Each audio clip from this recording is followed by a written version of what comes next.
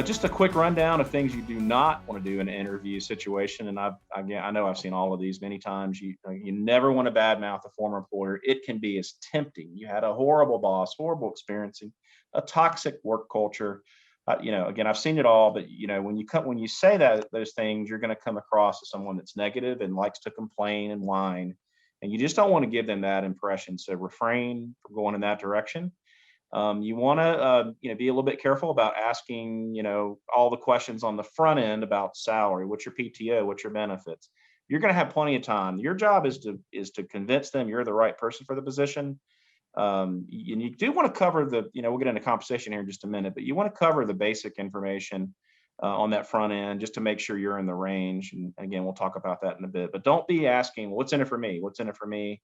What's in it for me? That will send the wrong impression.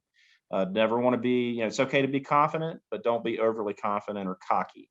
So you want to demonstrate the pertinent knowledge and the value delivered, but you don't want to come across as a know-it-all. Always, don't forget to quantify those accomplishments. That's extremely important. It's not about what, the roles and responsibilities. It's about the value. Make sure you use I versus we.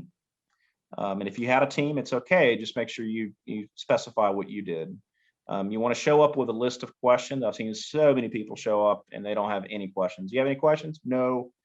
Okay. And then the next person has really, really good, well thought out questions. That's a surefire way to not make it to the next round.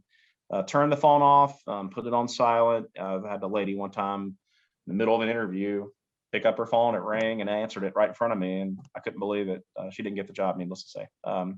Don't be overly aggressive in your follow-ups. Nobody wants a stalker and they're calling every single day.